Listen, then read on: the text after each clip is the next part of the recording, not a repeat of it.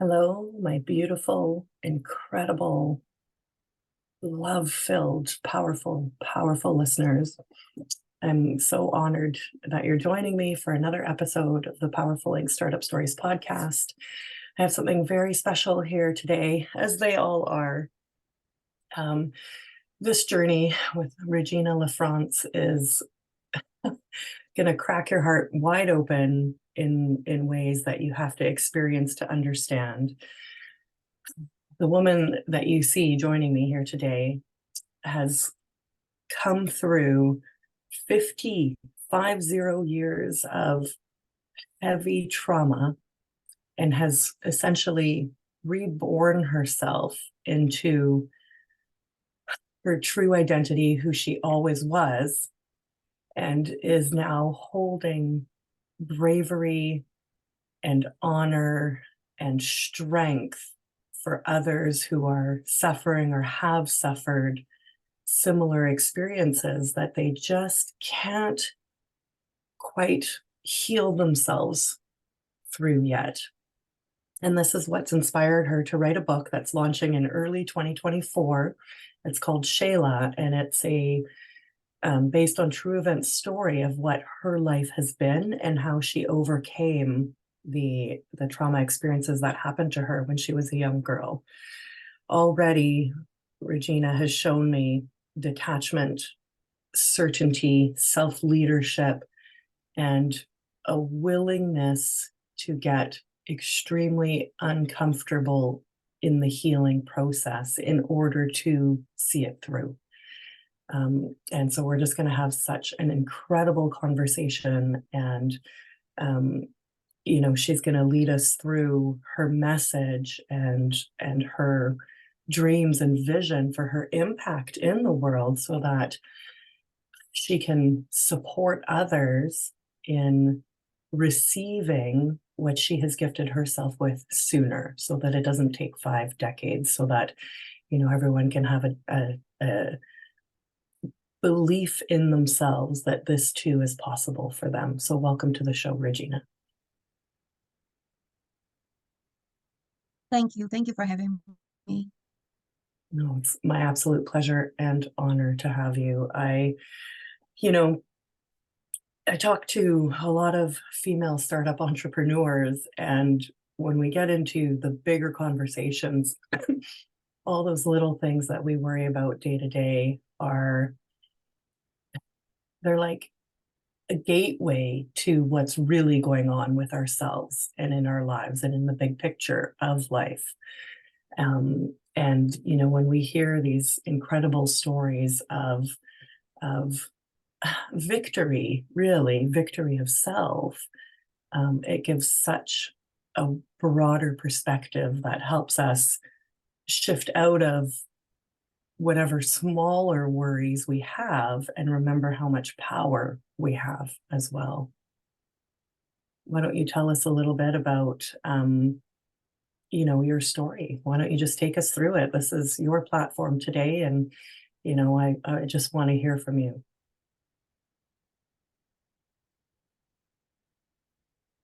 When I was very young, as far as I can remember, between 6 years old and 9 years old, I had the most wonderful childhood and the most wonderful life that a child could have. I remember wonderful memories from living with my parents, starting school, wanting to learn everything. And I've always been one to want to be outside. My father was a farmer, and I always wanted to be outside with him. My sister, on the other hand, always stayed inside with my mom. So I bonded with my father at a very, very young age. So when I was around 9 years old, my parents thought it would be wonderful for me to learn how to play an instrument. So I would have an activity to do, and also I could play in the choir. That was not uncommon for a young child to learn how to do that. And soon after, I started going to my music lessons with a local village priest. He began to touch me inappropriately. And I knew that was inappropriate because you just know that your dad never touches you inappropriately. So when another person does, then you know it's wrong. And I started telling my parents that I didn't want to go, that I didn't enjoy it. And they said that I had to go, that I had to give it time. I remember my mother telling me that sometimes we have to do things that we don't like. So we learn them and we become really good at them. And learning an instrument might not be the easiest thing to do. So she said that I needed time. And this went on for a few months. He started molesting me, first touching me, then making me touch him, then forced me to perform sexual acts on him, oral sex acts.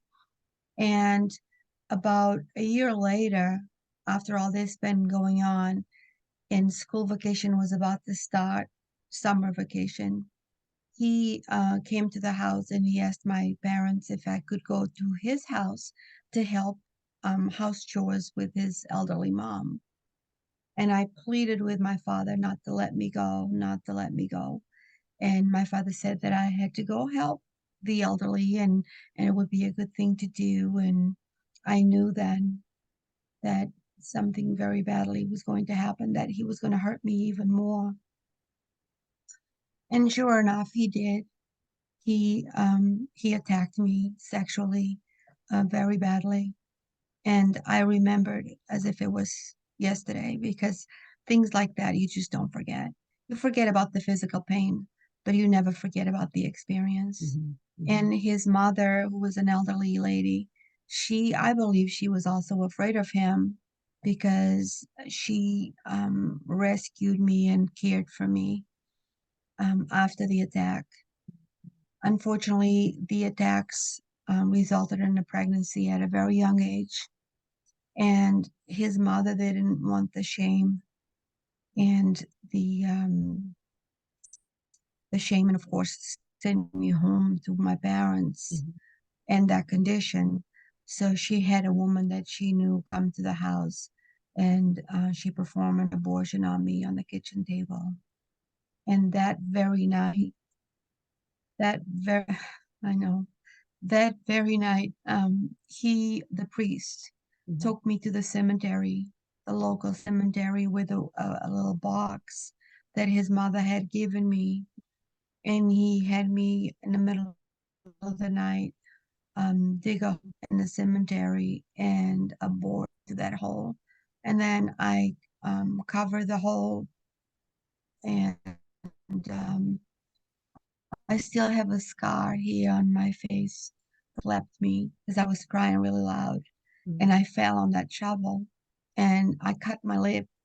And once the hole was covered, he brought me back to his house, and his mother cared for me again. And then about maybe a week later, he took me home to my parents, and um, his mother told me that he would never, ever, ever touch me again, and he never did again. She, I overheard her tell him that he had crossed the line Mhm. and he was never to touch that child ever again. Mhm. And he himself told me that day that I had a really, really bad dream. Everything was a really bad dream, Right. and that I would never have a bad dream ever again. Mhm. And he told me that he would tell my father that I was a really good girl. Which was But from that important. moment on, Yeah, yes, it go was on. very Yeah, important to me to be a yeah, good girl. to But be a good from that girl. moment on, I never was my father's little good girl ever again. From that moment on, I started to rebel. I never wanted to be with my father out playing in the farm, or I never wanted to go to church again. I started not doing well in school, and I just didn't care about anything or anybody. And even though I completed high school, believe it or not, that priest was a professor at the high school. Mhm. And I never did any work that would promote good grades, Mhm. but he always gave me good grades. Mhm. And I know that he knew what he had done was very, very wrong.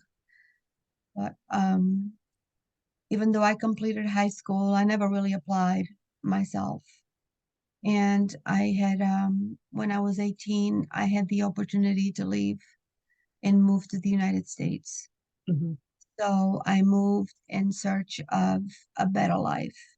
Mhm. I wanted a new beginning. Yeah.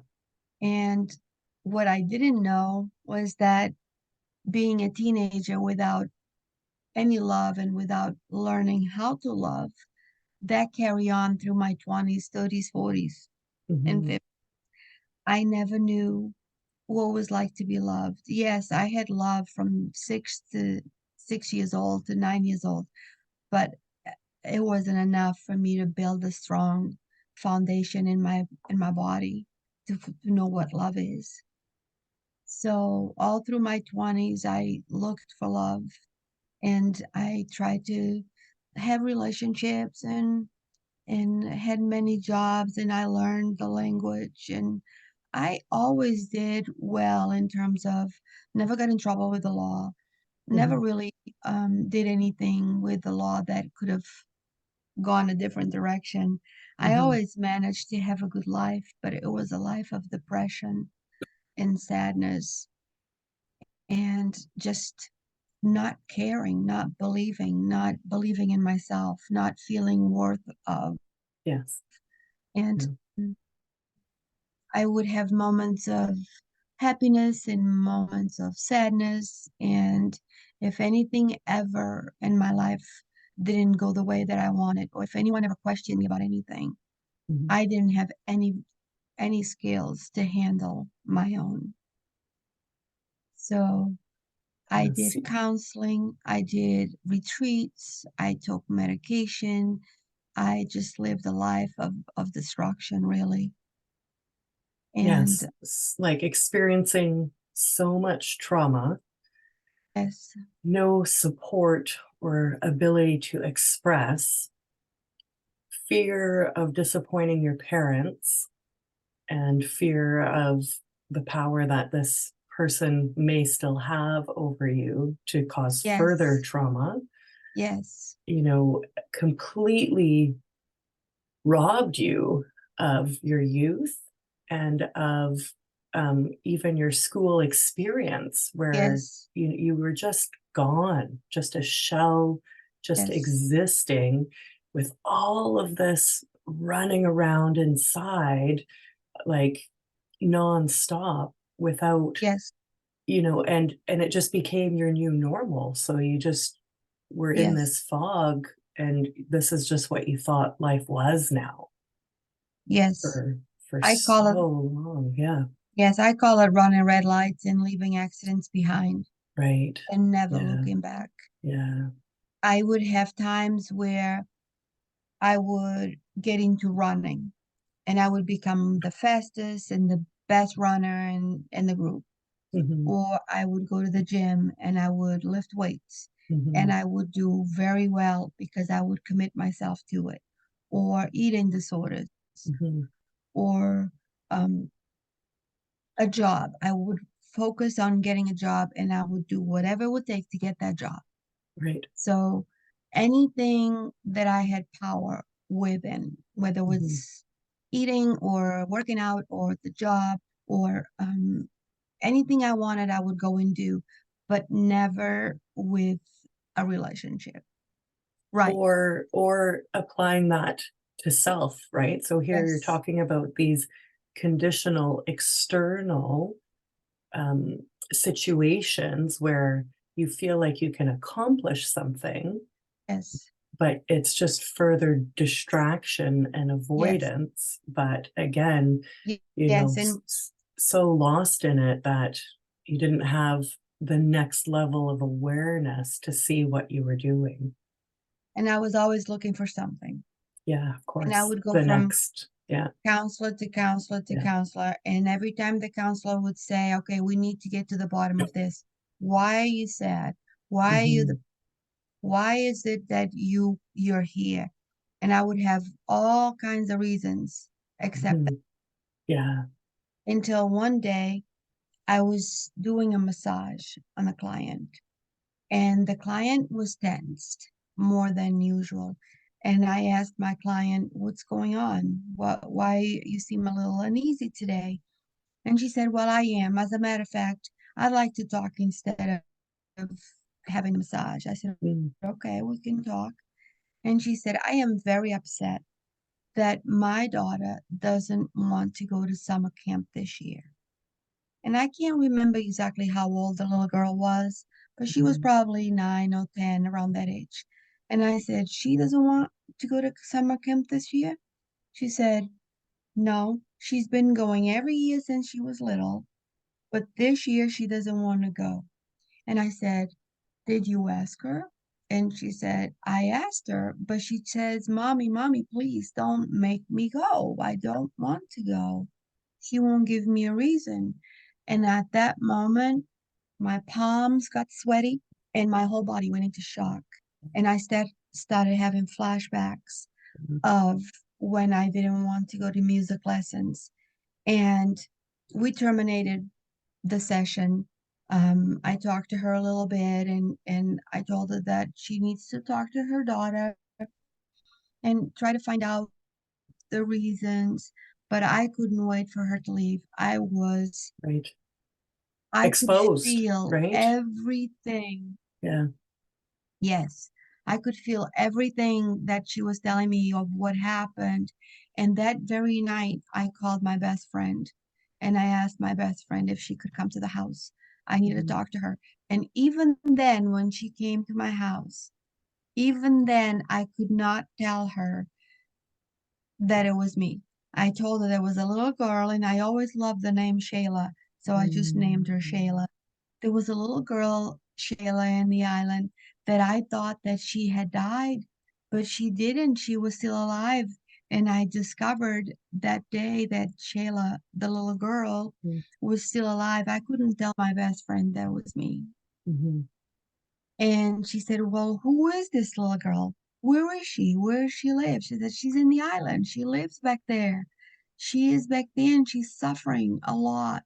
And my friend couldn't really understand. yeah. And then we talked more and more and more, and that's when I started writing Um, about the experience. And some people tell me, "Oh, I don't know if I want to read your book because I don't mhm, really want to know." And I tell them, my book does talk about the experience. It's the book that tells all. mhm. However, it's also very inspiring. The whole book is not about the experience. That's right. The second part of the book is very inspiring. It's what I've done to accomplish that emotional freedom Yes. that for so long looked for. Or And yearned for, I, but didn't know how to find. And what's really yes, incredible, as often will happen, is a stranger essentially comes in as an angel to deliver a message. And right, she was part of you getting set free, part of you that's right. shifting as she triggered the trauma, and then you had to face it again and make a choice.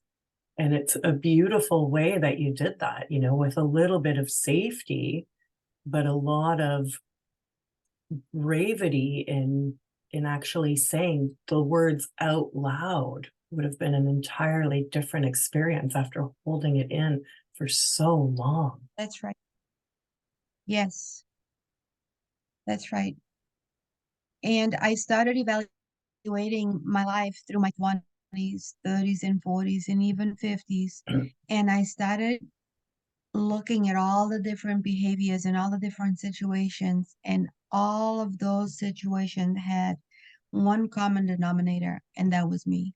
Mhm, I'm the one that caused a lot of my pain throughout the years, a lot of my ups and downs. It was always me. I could never point a finger to anyone else because I was always the one that walked away, mhm, um, didn't handle the situation, maybe snapped at someone, very defensive. And I never really went looking for trouble. But if there was a situation that I didn't like, it could be a high-paying job. I was out. I was Right. gone. I never stayed long enough to work it out. Always on the And run. that was the piece. Yeah. Yes. And that was the piece that I worked on. It was very difficult to look in the mirror and say, you need to change this and this and this. Not change yourself, but change the way you handle things.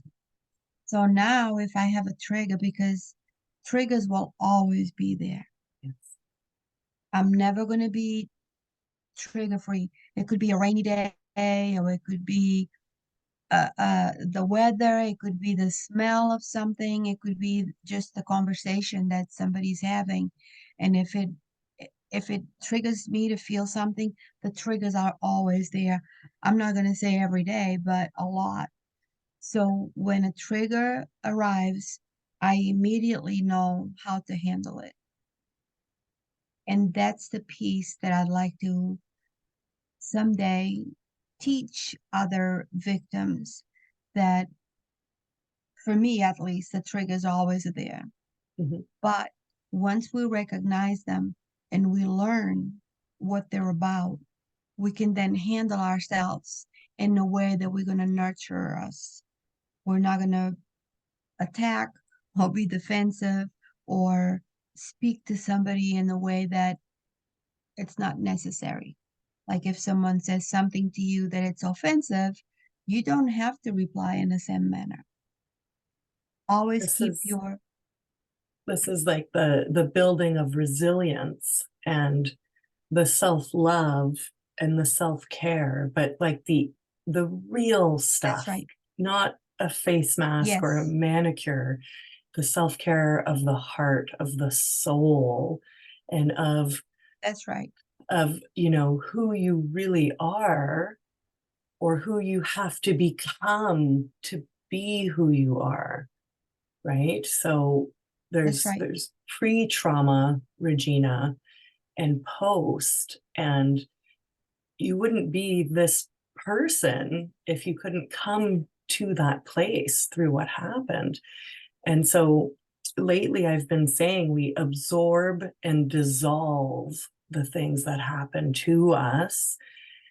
And I mean, just tremendous amount of very vulnerable work to be done. So, you know, this story that you created with your best friend that night has become, it looks like and sounds like, your healing journey, and gave you a Yes, method that you could feel safe in until some point where you declared, or decided to come out further with it being actually you.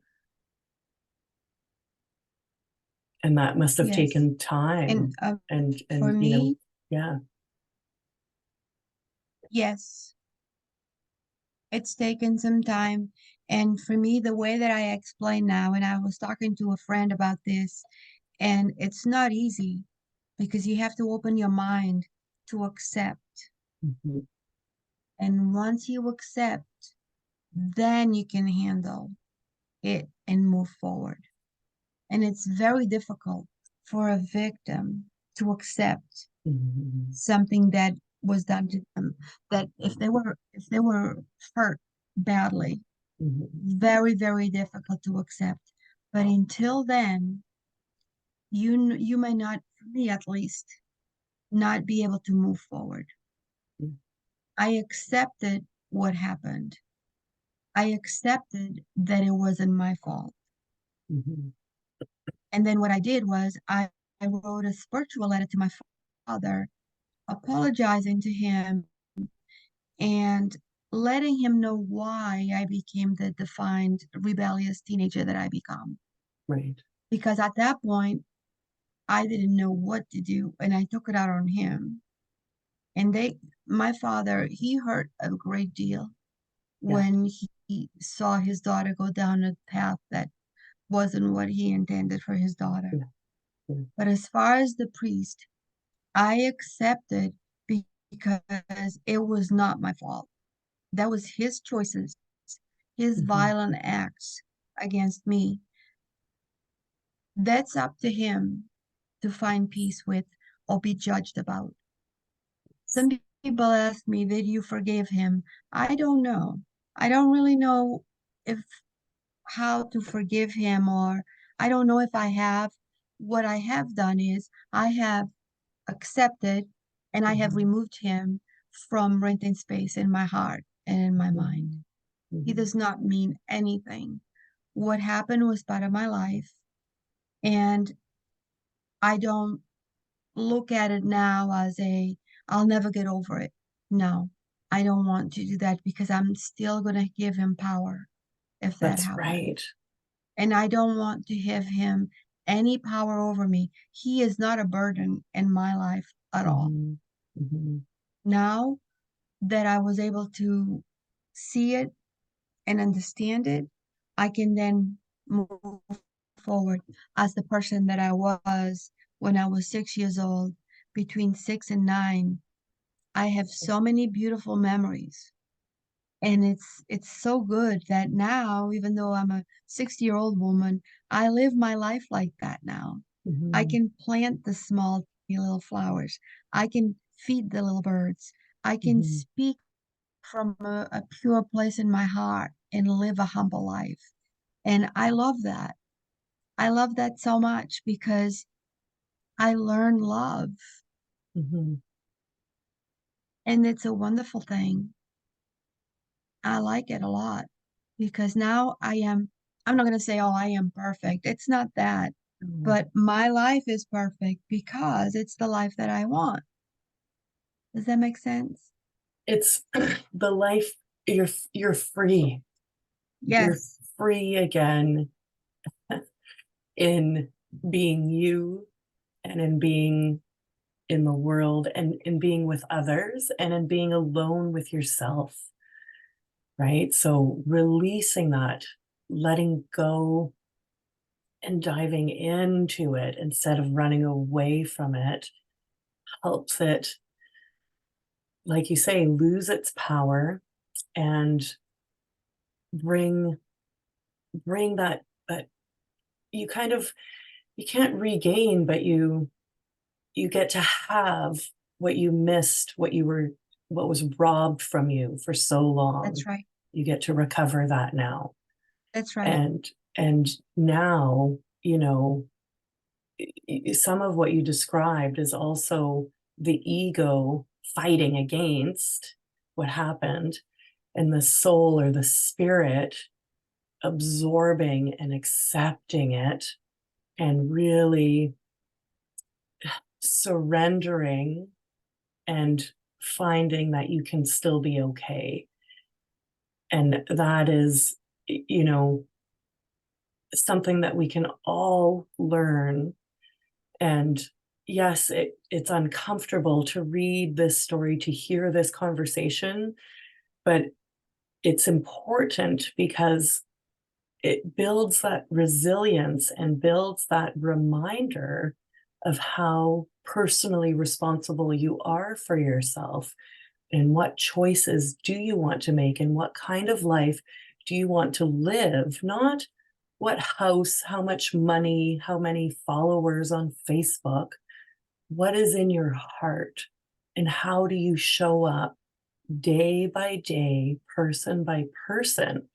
And now what you've done, Regina, is the story is no longer about you. The story is now about serving others to find Right. their way, particularly children, adult children who have suffered trauma, but then parents who aren't quite listening to their kids. They want their kids to do what they want, to be that obedient little child, but that child is screaming. And it's a reminder to sit down and say, what is really going on, and that we don't need to push them all the time when you're so little and vulnerable. And it the story has the power to push us all out of what we think we're doing right, and really assess if we are doing it right or not. And do a deep check-in and make some adjustments. That's right. And like I said earlier, I don't know if forgiving is equal as letting go or accept. I, Uh, I'm not a trained professional to talk about what that all means for forgiveness, but I've seen cases where people are so angry that were hurt, that someone else hurt them, and they're afraid if they accept, they're going to let them win. yes. They've already won this all these years over you. Mhm. So if you could just think about it for a minute, it's not they're going to win if you let it go, if you accept. You cannot change what happened. So until you accept and move forward, you're going to stay angry and you're going to suffer forever and ever. So one thing I like to do, and I tell this to people sometimes, and I don't know if they don't get it or they're not ready, but they think about it and they understand it. I wore the victim badge for 50 years. Mhm. And when I accepted what had happened for me, for my own healing, I retired that badge. Mhm. I am not wearing that badge no more. Even if it comes to mind, it's retired. I'm not going to bring it back. And I wear my triumph badge proudly. Yeah. So when we retire something, like if a soldier retires or a policeman or a firefighter or whoever, Mhm. if they retire, they're done with that position. So the same with this. If you could possibly just consider retiring your victim badge and display your triumph badge and take baby steps, it's not going to happen overnight because you don't go like for me. I didn't go from feeling Mhm. ugly, unattractive, unworthy, unloved, less than. You don't go from feeling and believing all those things about yourself overnight. It takes time. It takes time to start nurturing that little girl or that little boy back to health. Like for me, it meant a lot creating that video where I go back in time and I rescue my inner self from that situation. And once we both Shaylas ran away from the cemetery and from the priest when Mhm. he was chasing us and we ran away from him, that moment, it was the moment that I said, yes, you do not belong in my life anymore. I am free from you. I am not giving you another fiber of my being. And from that point on, I understood the process. And now I am humble and I am kind. And if I ever am in a situation where someone is rude or disrespectful, it's that trigger. Mhm. I go right into self. It's okay. It's on them. It's not on you. You do not have to respond in the same way. The best way to tell somebody that you hear them is, I understand. I'm sorry that you feel that way. And that's it. You're done with that conversation. There's a very beautiful, I really am appreciating the conversation around forgiveness. And it's you kind of like you've forgiven yourself for the choices you made thereafter. You've come to peace with Yes. what happened to you, and you've released the resentment, the anger, the hurt, everything towards that person. And so Mhm. that is, you can tell, like, I mean, looking at you now, it's hard to put these two versions together. So you can tell that it's there, but it's worth pointing out that when we come through things, you know, it's a continual journey forever. So in 10 years, we may have a different conversation around this concept of forgiveness. But it's very clear now that there is, you know, a very real letting go of what happened, and that person is no longer a consideration, and you're now Yes. just dealing with yourself and your own trauma, and you're not really afraid of them anymore, right? Like you've moved on from that part. So in whatever we're healing from, to be able to you know, not push, oh, I have to forgive, forgiveness means a certain thing and I'm not healed until. That's conditional again, that's ego driven again. You are Mm-hmm. leading yourself on a healing journey for yourself, and so do so with kindness and grace and patience to heal properly, to not rush through, and you know, um, ac- know that it's not ever one and done. Yes, yes, take it back.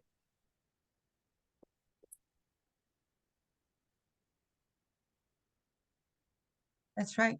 Yeah, yeah. So that's an I important. used I used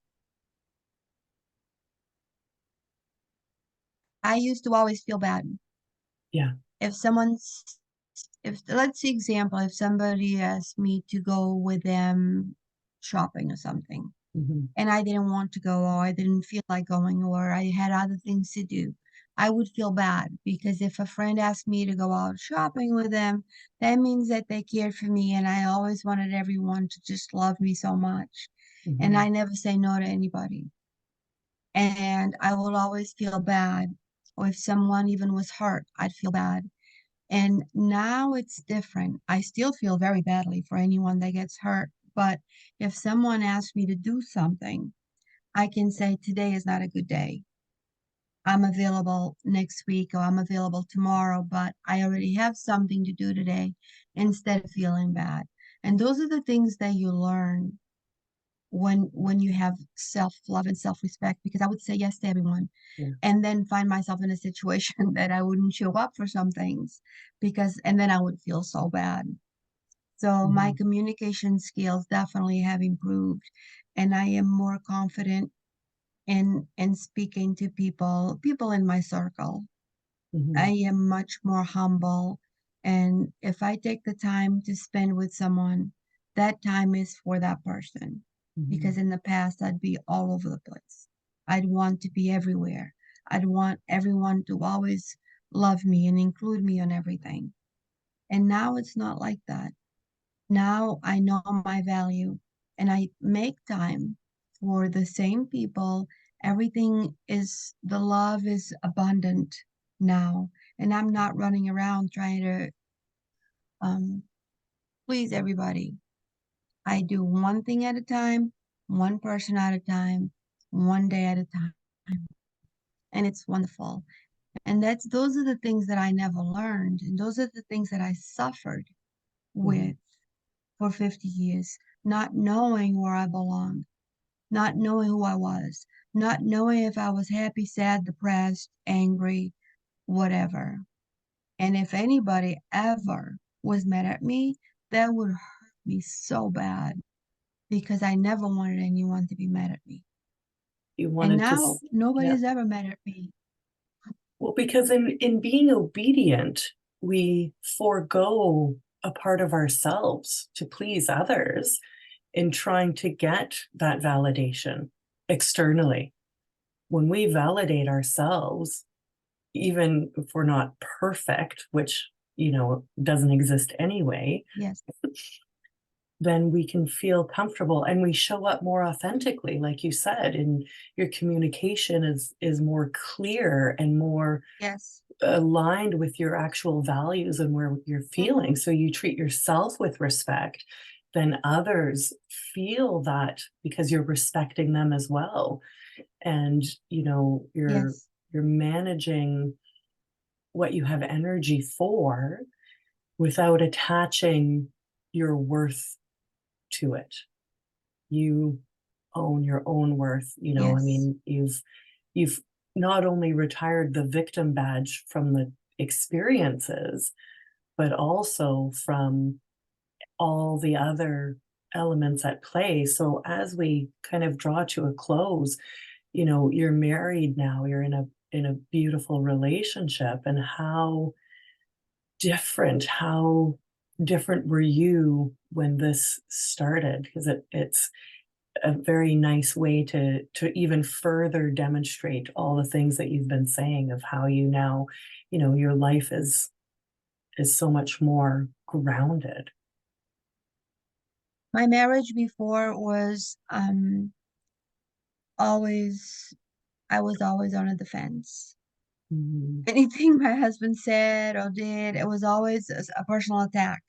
I would always view it as a personal attack. If he said, "Oh, you really should wash your car," oh, I'd go and drop everything and go wash that car right there and then. Or if he said, I don't know, we can't go on a trip right now. Oh my God, that would be the end of the world because I would think that maybe he didn't love me anymore, and that's why. mhm, It was just crazy. Now everything is just so easy. It's almost like one night when I was doing all this work, a divine power came mhm, over me and whispered in my ear, "You are loved. mhm, You know how to love. You have discovered all the tools. From this day forward, go be humble. Go live your life the way that you wanted to live your life. Go be that little girl at 6 and 7 and 8 years old. It's okay now. You have all the tools." And I woke up this morning, I looked in the mirror and I said, "You did it," because I felt the peace. yeah, And again, I'm not going to say that triggers don't show up because they do show up all the time. all But the now time. I have the toolbox that has all the tools that I need to not allow the triggers or to handle them. To handle them. Right. Yes, that's a very, you know, you've just articulated that so beautifully. Things are going to happen, but we can be more Yes. prepared, more self-aware to lead ourselves through them. And that was a note I made at the beginning, this emergence of you through your life story. And now you have certainty that you can lead yourself each and every day because you know your worth. You actually did connect, I believe, to the supernatural portal of Yes. divine love. It's Yes. real. And when we open our hearts enough, it's accessible. Um, and so, you know, now you have this like a higher connection to oneness that is with you.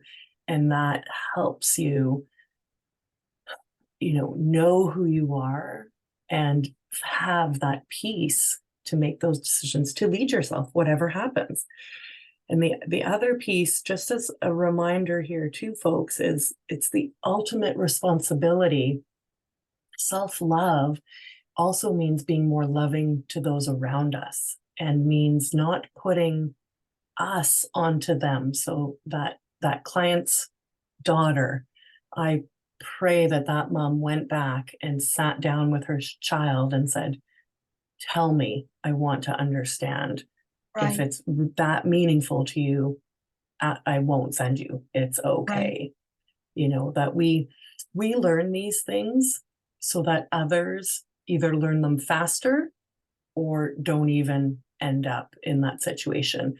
But That's most right. of all, have the toolbox to deal with whatever is going to That's happen. right. And another thing that I do, my book right here, Yeah, every day I write my positive manifestations. yeah, Every day yeah. I write the things that I need to remind myself. And it's a Mhm, ritual. Every morning and every mhm, night I write, I am, and then whatever. I mhm, am wonderful. I am happy. I am excellence. I mhm, love that one. Because mhm, when you give your best and when you are excellence, even though we might not be as good as the next person because you might not be very good at cooking and you might not be very good at, I don't know, whatever. But what I do with excellence in my mind. And what I do from a place in my heart, a place of love and a place of humbleness. So, and it works. I am in a constant positive and love mindset. And I'm not saying love like, oh, I love myself. It's not like that. It's love. Just be in Mhm. Mhm. harmony with yourself. And when you are in harmony, you can handle any situation staying in that harmony mindset. Yeah, that's, And it has there's worked for me. love in the ego application or love in the supernatural That's right. application. And it's a That's right. significant difference. And that's And where the peace comes from. Like your energy is palatable. yes, Your aura is very much proof that what you say is true for you. yes, yes. And now I get compliments Mm, and people like to be with me. And mhm, when I make a phone call, they're not like, oh God, what does she want now? It's not like that now. mhm, And mhm, people give me compliments about my hair mhm, because I let it go gray because I was coloring my hair for so many years because I wanted to fit in. I wanted to mhm. belong. But I don't have to do that now. Yeah. It's so much easier for me now to be more natural and just humble and whatever comes my way, 99% of the times, 99.9% of the times, it's always humble and kind. This has just been And I like that. an incredible conversation. And, thank you for sharing your vulnerability with us and sharing your message and serving to a higher purpose for those who need to hear from you, who need to understand, to feel understood, to have a relatable story and have proof of what is possible. It's very courageous and very selfless, and the more that we can show up in that way and serve in big and small ways, the better the world will be. But That's really, right.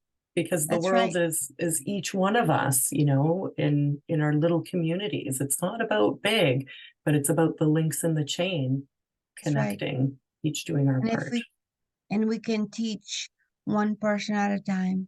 Absolutely. I see a lot of women and men too, but mostly women that are always in a rage. They always have some drama, something going on. There's always something. And a lot of those times, it's because they allow themselves to be in those toxic friendships or relationships. They put themselves there and then they're involved. Because I was there for 50 years. Mhm. I wasn't happy unless I was right in the middle. Yeah, right. Yeah, yeah, Right in the middle. yeah. But now I like what I have. I'm still in the middle, but I'm in the middle of a circle of love, Mhm. and it's wonderful. Absolutely. Yes. Beautiful. Well, folks, please come and find her, follow along, and support spreading her book. And if you have a podcast and you'd like to have her as a guest, do reach out as well. I can put you in touch, because Thank you this so is much. an important story Thank to you share. so Yes. much. Thank you. We'll be in touch. Have a good Thank you. rest of your It was day. a pleasure. Thanks. You too, Mia.